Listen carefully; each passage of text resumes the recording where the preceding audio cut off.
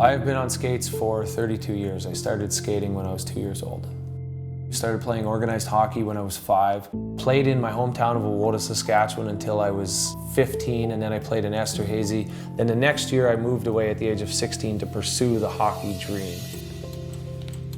At the age of 17, I was drafted to the National Hockey League, which is the highest level hockey you can play in the world. And then at the age of 19, I turned professional.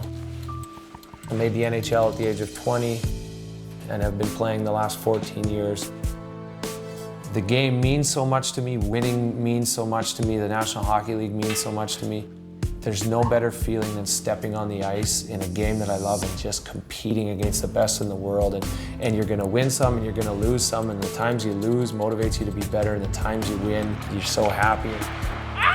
I absolutely feel alive in the sport of hockey. And I'm doing the same thing at 34 that I did when I was 5 years old.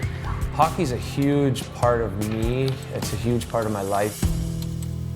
In your opinion, to what degree does hockey define you? Wow, great question. To what degree does hockey define me?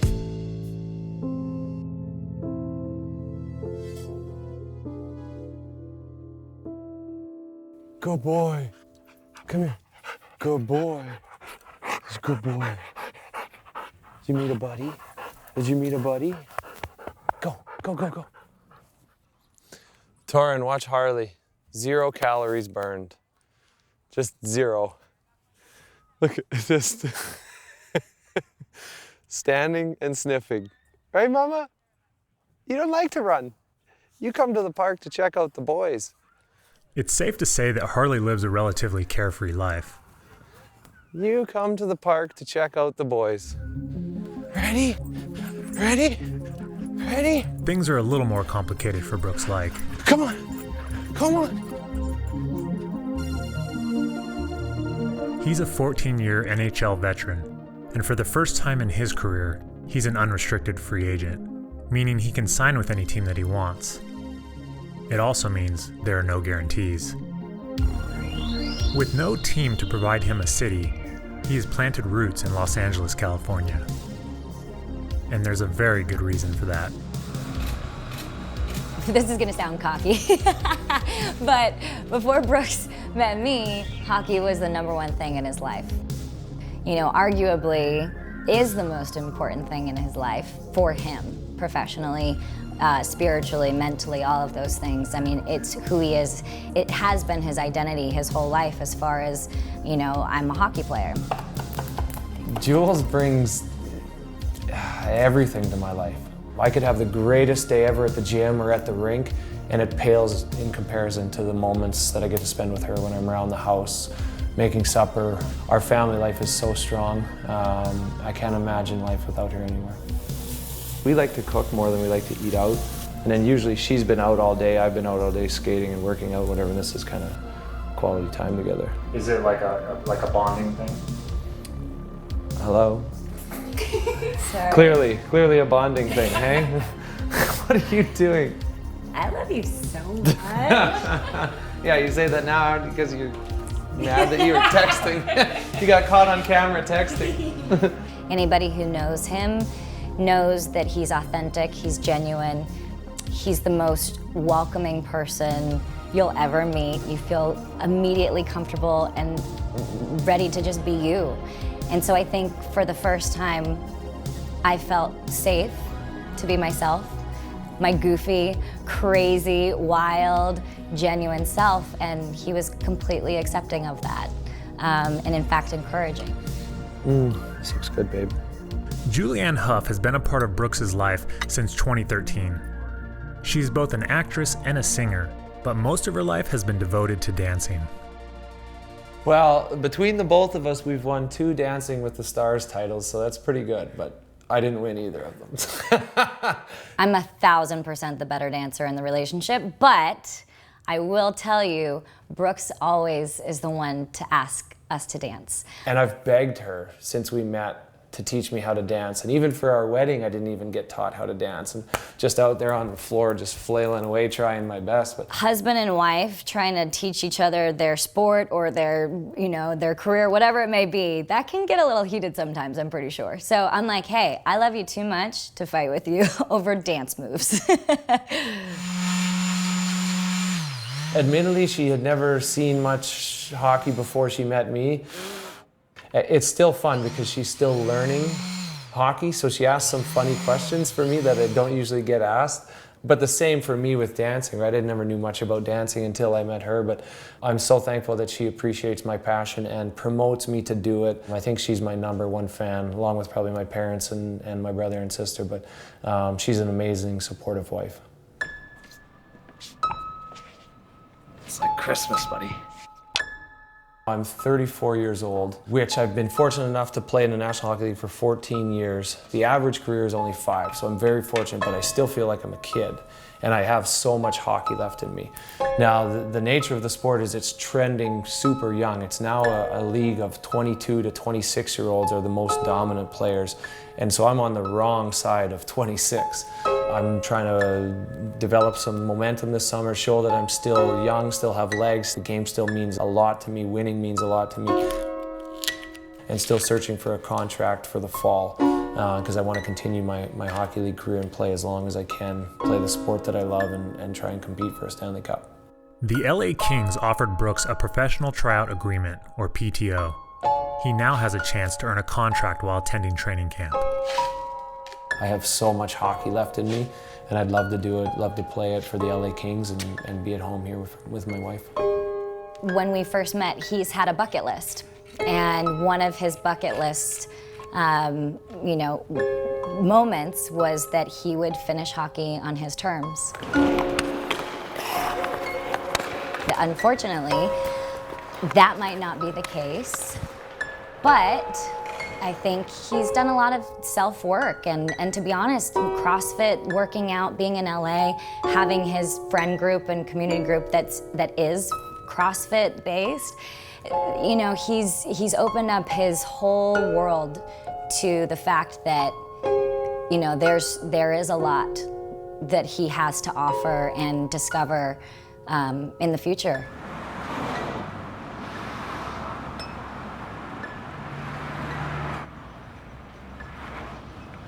The first thing I do every single day, gym or rink, is roll my feet on the lacrosse ball. And as soon as you start seeing tightness in the shin and the calf, and a person loses that mobility to get over their toe, if that shrinks up, their on-ice speed will decrease, your mobility will decrease, and then essentially maybe you're looking at some sort of injury. So like that's where I start every day, is can I get this over? Can I get over my toe so that I can be so forward loaded? Meanwhile, have the chest and head up, but to create linear speed. 1, 2, 3, 4.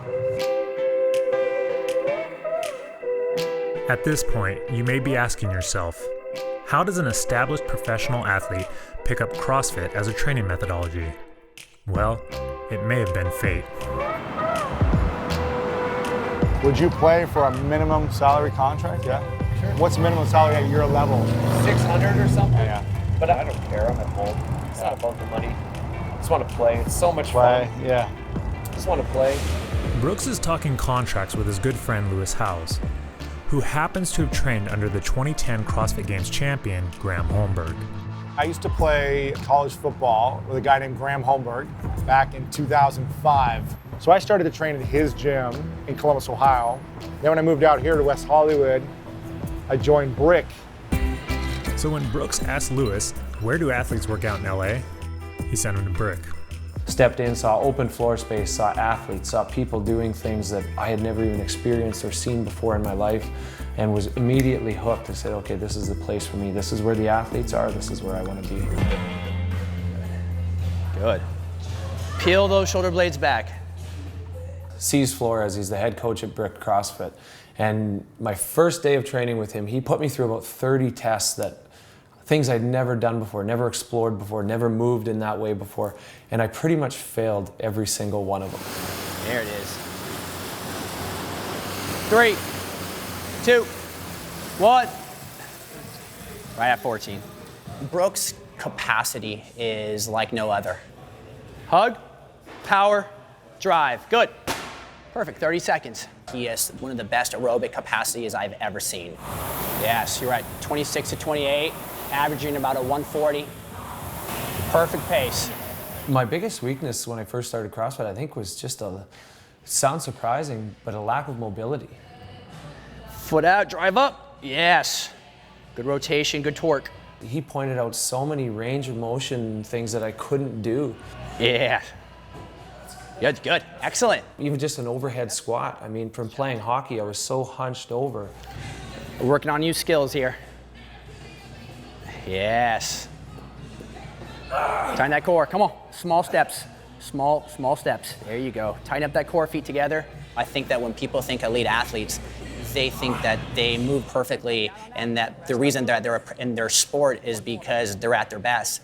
Well, for me, it's understanding that every athlete compensates. And it's my position to figure out what he compensates, to understand those micro movements, and to help him improve on that so he can basically be the best at his sport. Come on. Don't let that draw past 800. Come on. 3, 2, 1. Woo-wee. C's is amazing at pushing mobility and pushing movement first before you do speed or weight or volume. You need to do the movements first, and his tagline is teaching athletes to move elegantly, and I think that's just so beautiful. He's absolutely fitter, and I think that you determine fit based on a few things, not only through his characteristics of fitness, how much power and how much speed and stamina, but his movement. He moves extremely well. We took away those parking brakes. So I think for me, when you say fit, it's the ability to adapt not only to his sport, but to adapt to anything I throw at him. And to me, that is fit. Part of training as an athlete is to train for elite performance, which CrossFit obviously does. The other benefits of it is the injury prevention. My body is better to prevent injuries, better prepared to receive contact, in better alignment, more mobile than it's ever been before. CrossFit's absolutely made me a better hockey player. As long as he stays healthy, he can play in the league another 5 to 7 years. Oh, I tried, I saw it. People don't realize the type of person he is, the leader, his movement, his output. I think he can stay in the league as long as he maintains his body, and he would be a pretty damn good CrossFit athlete too. Whew.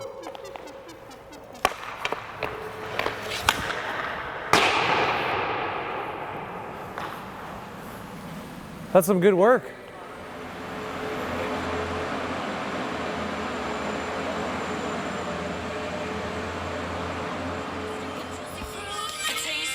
Come on, look at her.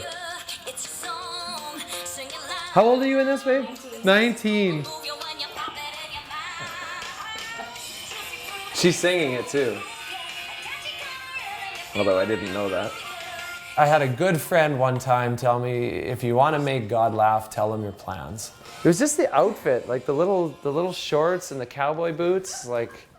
And so ever since then, I've always been wary of predicting the future, but my wife and I are actually starting a really exciting chapter. Obviously just got married, and now we're not going to be doing long distance anymore. The 3.5 years we've done long distance with me playing hockey and her being in LA working, and we're going to be together. We're going to build our life together. We want to have kids. I'm hoping for 4. She's maybe talking about 2.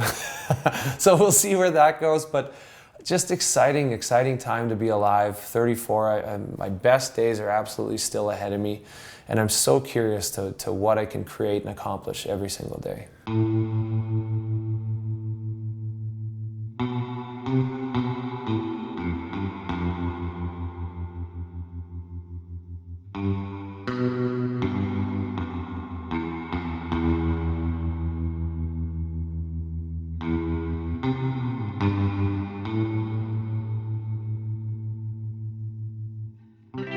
What am I most proud of in my life? I think it is that today I'm doing what I said I was going to do when I was 5. My whole life, I've said I wanted to be a hockey player, that I'm going to play in that TV, Mom, Dad, you're gonna be able to watch me on that TV. I'm gonna play in the National Hockey League. And I said that when I was 5, and I'm doing it at the age of 34. I think more often than not, the sport is usually done with an individual before the individual is done with the sport. I hope that's not the case for me. I'm 34, I still have so much left to give, so much left to compete, and I love the game more every single day. So this fall is kind of a make or break. I mean, I have to earn a contract to keep playing, or else potentially the career could be over, but I'm not ready for that, man. I have so much left to give, yeah. What happens if I don't get a contract and play in the NHL next season? Yeah, I guess life goes on. Hockey has been so incredible, and I've been so fortunate to play it as long as I have, longer than most ever get to play it. But life goes on. I mean, I have a beautiful, loving wife. I have a great family. I have great friends. I feel like the greatest destiny is to be a great husband, a great father, a family man, and a servant of humanity. And that's why I say that hockey doesn't define me. It's a part of who I am, but there's so much more to life than just hockey. What's been amazing is that he has been so focused on hockey, and that's why he is the player that he is, why he has been an athlete and a professional hockey player for as long as he has. But also now, I feel like the world is sort of a new thing to him, and he gets to do whatever he wants. I literally have chills all over my body after I just said that, because I believe in him so much, and he believes in himself so much too, that he could literally do anything, and not just be good at it, but be outstanding at it.